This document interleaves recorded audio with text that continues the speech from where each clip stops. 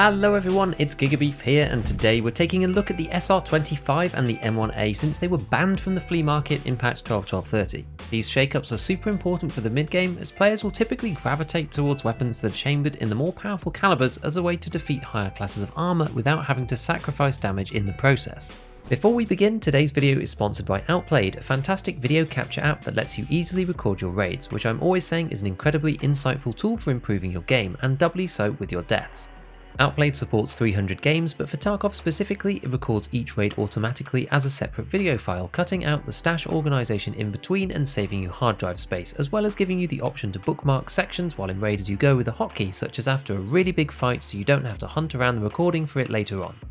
Afterwards, you can use the inbuilt video editor to cut just the part that you want and share it directly to Discord, Twitter, YouTube or Reddit from within the app itself to show your friends or the wider world. Do check it out, the link for the app is down in the description and the pinned comment.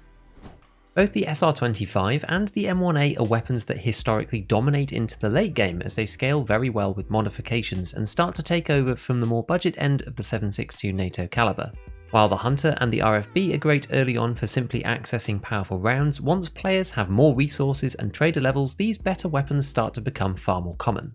Previously, the progression pathway was fairly smooth, with both guns trading at approximately 60 to 80k in the middling stages of a wipe, which led to a fairly easy transition upwards from the budget weapons, and because they were on the flea, you could do this anytime after level 15. However, with their removal, this has made access become a little bit, let's just say, weird.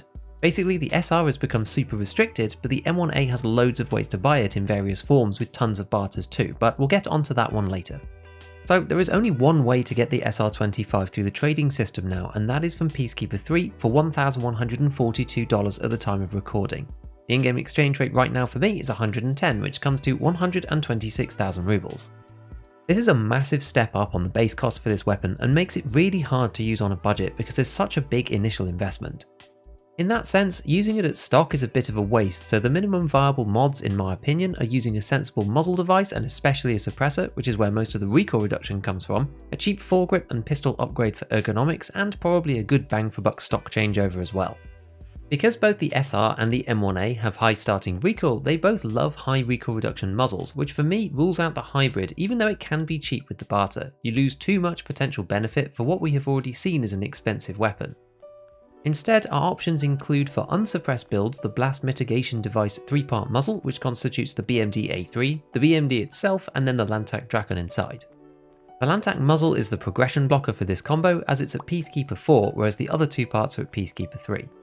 It's also about 40k, which is quite expensive for an unsuppressed muzzle device combination.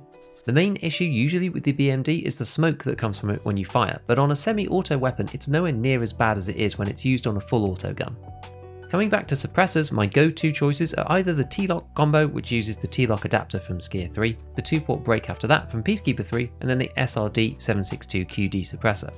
This is usually relatively cheap on the flea market, but there is an amazing barter at Skier 4 for this thing that uses one Raven, which are normally just under 30,000 on the flea themselves, and makes it really good value, around 42k for the combo in total.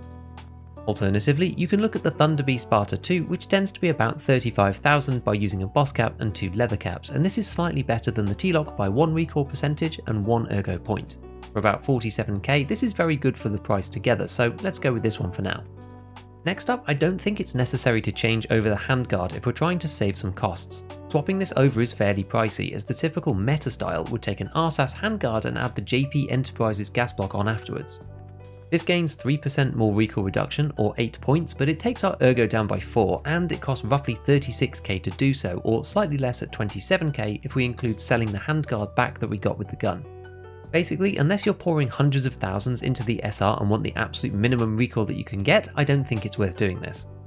On the flip side, because the basic one is M-Lock compatible, we can use the M-Lock AFGs to improve our ergo by 7 and recoil percentage by 2, which is decent. Most of them are on Peacekeeper 3, but Skier 3's FDE version is the cheapest at 8k if you don't mind the colour. As for pistol grips, my typical go-to is the MOE AR-15 at Peacekeeper 3 or the Stark AR at Peacekeeper 4, as they are both cheap and add 5 and 6 extra ergo to the gun over the standard one.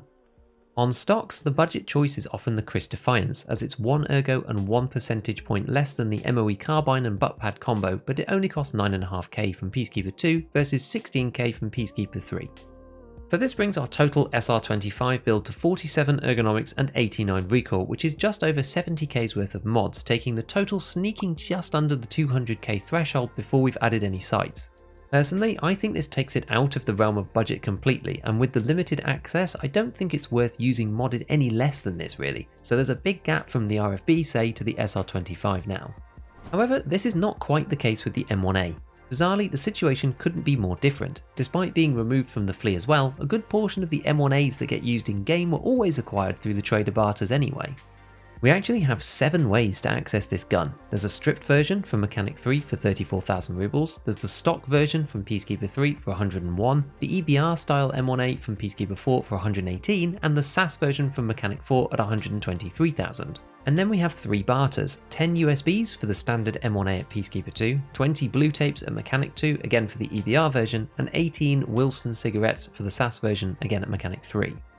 This clearly gives us a lot of choices to make between them, but most of them aren't that good. The first interesting point to note is that being able to buy a stripped lower from Mechanic means that if your M1A gets too damaged, you can just buy another one and swap everything over to it.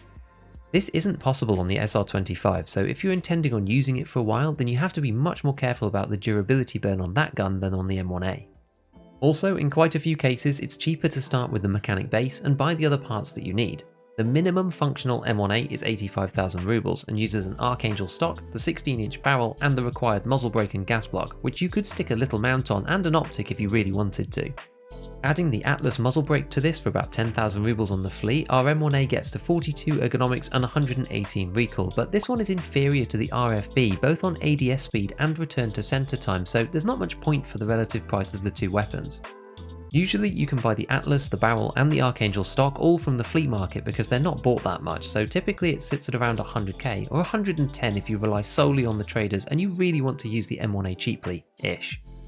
What makes modding this gun slightly more awkward is that the regular 16-inch barrel hardly takes any attachments. Even with the threaded muzzle, you can only use the Gemtech and the hybrid suppressors, which are 2 of the lowest on recoil reduction, which, as we said before, is actually quite damaging for the recoil overall on this weapon.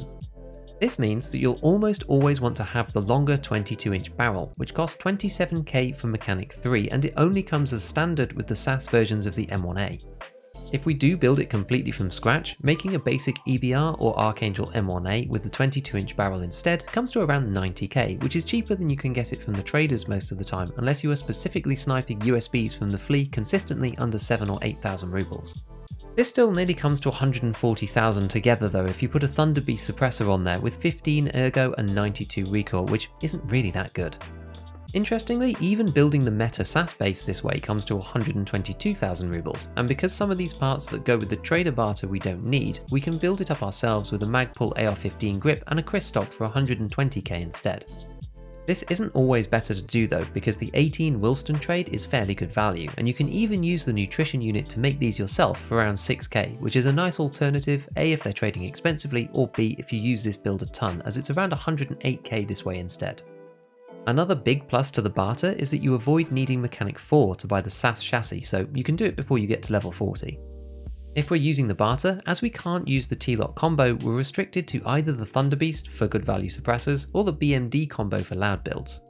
The RVG Black is my go-to for grips given that we have a regular non-M-Lock rail on the handguard, and because we already have the tan MOE carbine stock with the barter, we just add a butt pad on here afterwards.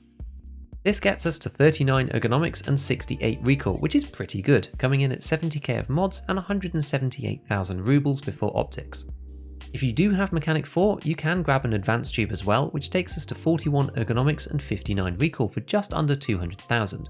At this stage we're definitely not in budget anymore, but this sneaks the base gun in just under 200k, which is where we left off with the SR-25. So ultimately, is it possible to build the SR-25 and the M1A as budget weapons anymore? Well, the easy answer is no, and very much so for the SR, but for the M1A it really depends on what you count as budget. The issue in my opinion is that the RFB simply existing makes it difficult to want to use any of the M1A builds that cost between 90 and 140,000 when you could either spend a bit more to get a decent one or a bunch less for the very functional RFB. So as usual, a big shout out to all my patrons, hit all the buttons if you enjoyed the video, and as always, have fun in your raids.